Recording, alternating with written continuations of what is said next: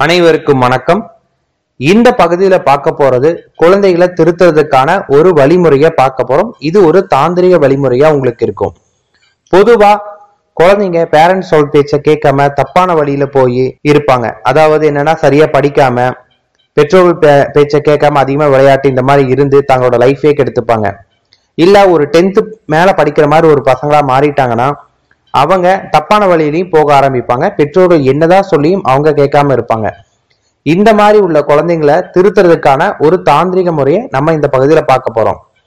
இரவுல குழந்தைங்க நல்லா ஆழ்ந்து தூங்கின பிறகு அவங்க தலைமாட்டில் அமர்ந்து அவங்களோட தலையில அவங்களுடைய பேரண்ட்ஸ் அவங்களோட வலது கையை வச்சு ஓம் சிவ சிவ ஓம் அப்படிங்கிற மந்திரத்தை அவங்களோட மனசார ஜபிக்கணும். இதுல நீங்க எந்த அளவுக்கு அந்த மந்திரத்தை அதிகமா தினமும் ஜபிச்சுட்டு வரீங்களோ, அதாவது 108 108ங்கிற கவுண்டிங் இல்லாம அதை விட அதிகமா கவுண்ட் பண்ணணும். குறைஞ்சது உங்களுக்கு பாத்தீங்கன்னா ஒரு 10,000 அளவுக்காச்சும் ஜபித்த நீங்க மனசுக்குள்ள ஜபிச்சுட்டு அதை ஜபிச்சு முடிச்ச பிறகு உங்களால போதும் அப்படின்னு நினைக்கும் போது நீங்க உங்க குழந்தை என்னென்னலாம் பண்ணக்கூடாதுன்னு நினைக்கிறீங்களோ அதெல்லாம் அப்படியே லைனா எல்லாமே சொன்ன பிறகு நீங்க அப்படியே உங்களோட கையை அந்த குழந்தை தலையிலிருந்து வெளியே எடுக்கணும்.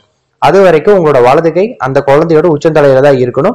இது முடிஞ்ச அளவுக்கு பெண் குழந்தையா இருந்த தந்தையும் ஆண் குழந்தையா இருந்த தாயும் பண்ண அதோட சக்தி ரொம்ப அதிகமா இருக்கும். இதை எல்லாருமே பயன்படுத்தி பாருங்க. இது ஒரு எளிய தாந்திரிக முறைதான், ஆனா இதற்கு நிச்சயமாக நல்ல பலன் கிடைக்கும். இதுல குறிப்பிட்டுள்ள மந்திரங்கள் ரொம்ப ரொம்ப சக்தி வாய்ந்த மந்திரம். காரணம் ஏன்னு கேட்டீங்கன்னா, ஓம்கார பிரபஞ்ச சக்தியை கொண்டது. இது பிரபஞ்சத்துல ஆரம்பிச்சு பிரபஞ்சத்திலே முடிக்கிற மாதிரி இருக்கும். அதனால நம்மளோட எண்ணங்கள் ரொம்ப ரொம்ப சீக்கிரமா நிறைவேற ஆரம்பிக்கும். இதை எல்லாருமே பயன்படுத்தி பாருங்க. நன்றி.